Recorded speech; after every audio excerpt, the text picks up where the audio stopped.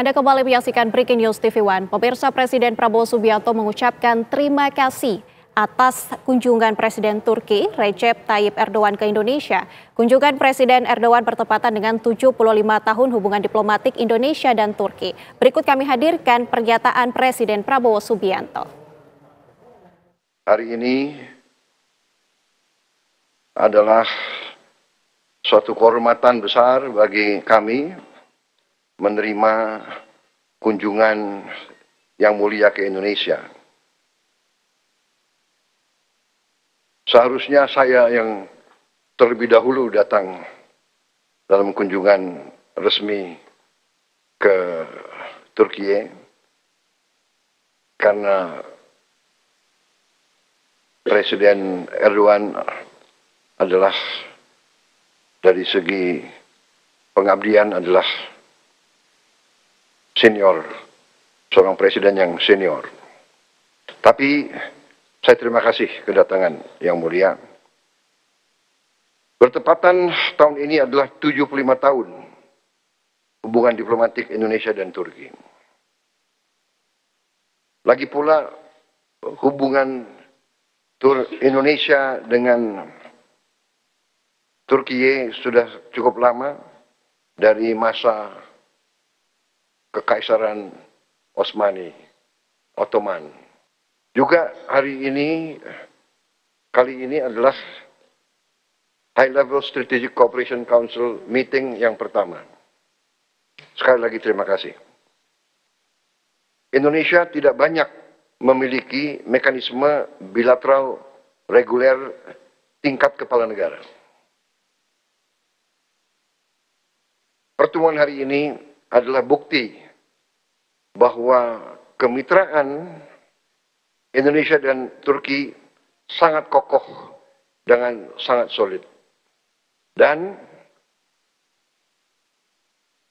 saya beserta pimpinan politik Indonesia menghendaki hubungan ini menjadi lebih kokoh, lebih solid, dan lebih erat.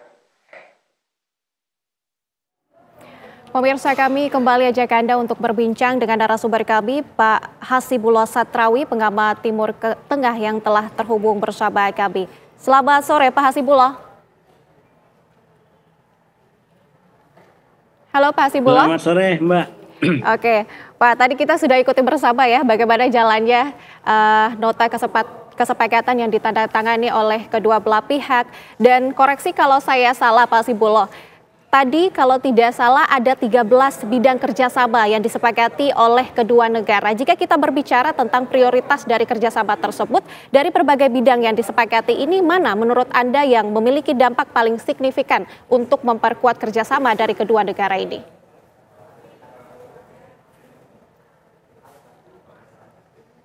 Ya, saya rasa memang ini pembahasan yang cukup komprehensif dan sangat tertata dengan sangat baik. Bahkan kalau ini dihubungkan dengan video yang baru ditayangkan, itu kan sebenarnya menampilkan bagian-bagian yang sepertinya Bapak Presiden nggak terlalu merasa nyaman karena mungkin itu sedang mau memulai pembicaraan-pembicaranya. Karena itu kita lihat arah fokus daripada pembicaraan beliau agak agak menyamping, agak ke kanan dan ke kiri, agak zigzag.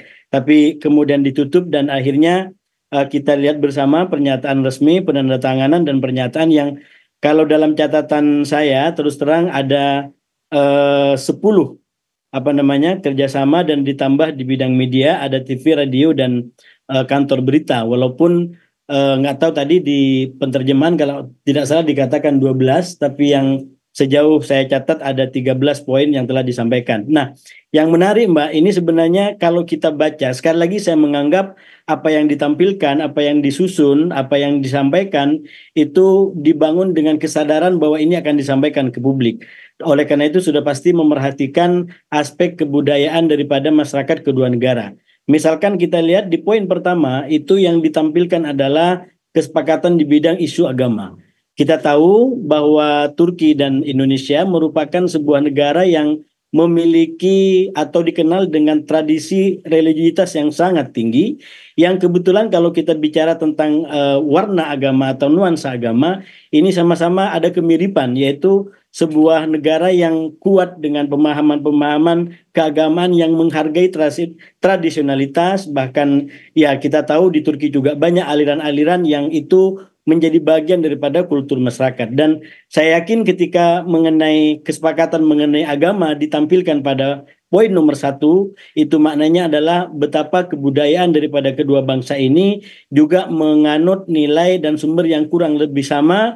Inilah sumber nilainya, inilah kebudayaannya, dan mereka sangat menghormati hal-hal yang bersifatnya keagamaan. Lalu kemudian dilanjutkan dengan poin-poin lain yang itu sudah cukup komprehensif di bidang energi, kemudian di bidang industri, di bidang perdagangan, itu juga tadi telah disampaikan, bahkan juga tentu industri pertahanan yang telah kita bahas tadi. Dan yang tidak kalah penting, kalau saya mengikuti dari apa yang disampaikan oleh Pak Presiden setelah penandatanganan MOU ini, di dalam poin mengenai pertahanan ada klausul yang disebut oleh beliau sebagai kontra terorisme.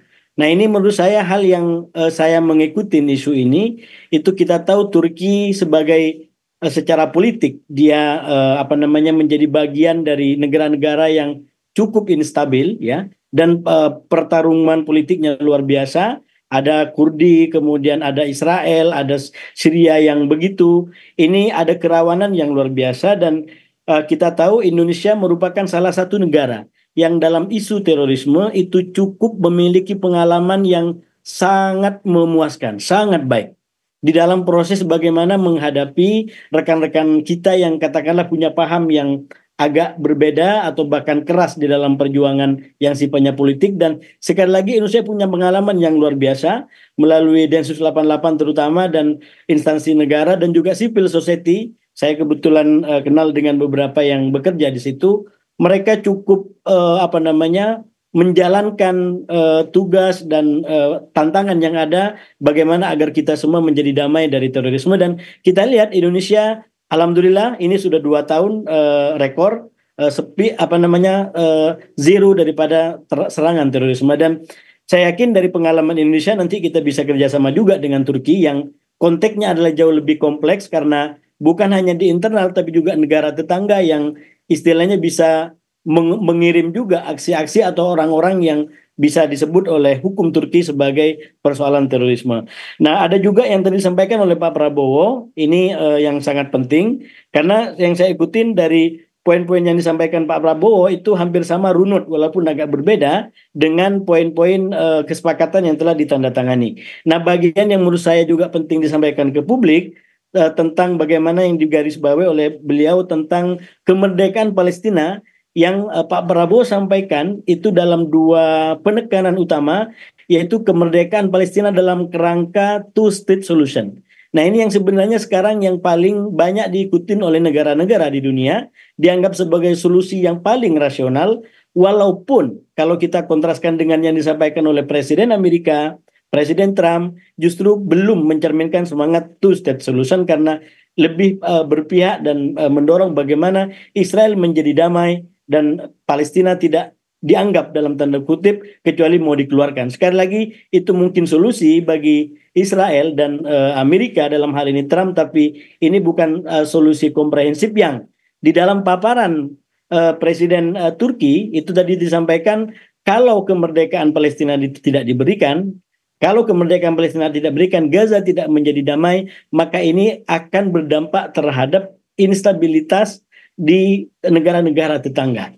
Jadi Presiden Turki dan Presiden kita Pak Prabowo menyampaikan, memention dengan sangat penting, dengan sangat kuat pentingnya dunia untuk bagaimana menyelesaikan persoalan konflik ini, persoalan perang ini, sehingga Palestina menjadi damai dan Israel menjadi damai, dan kita harapkan Timur Tengah secara umum yang ada di sekitarnya menjadi lebih damai. Nah, yang menarik menurut saya secara bahasa tubuh, ini biasanya TV One ada analisa gestur, menurut saya juga menarik ini ditampilkan, karena Pak Presiden Turki menggunakan istilah, saya berterima kasih kepada rakyat Indonesia atas semua dukungan. Ini menurut saya sebuah sebuah diksi yang dipilih oleh kepala negara untuk satu menunjukkan betapa dia tidak tidak melainkan Palestina, tidak menganggap yang lain Palestina itu. Jadi seakan-akan itu dianggap sebagai kepentingan nasional daripada Turki, daripada Indonesia, sehingga disampaikan dengan bahasa berterima kasih kepada rakyat Palestina. Padahal kita tahu Turki di mana dan Palestina jauh di sana. Artinya apa? Di level emosional yang juga tadi disampaikan oleh Pak Prabowo dan sejarahnya itu memiliki tautan yang kurang lebih sama.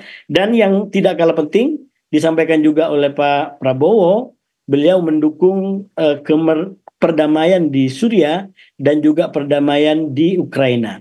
Nah, sebagaimana kita tahu dalam konteks Suriah sebenarnya ini memang Turki di satu sisi dia mendapatkan tantangan yang luar biasa karena sebuah negeri tetangga tiba-tiba mengalami proses bangun ulang istilahnya, bukan yang sekedar pergantian pemimpin tapi membangun ulang negeri, membangun ulang rumah, membangun ulang keluarganya.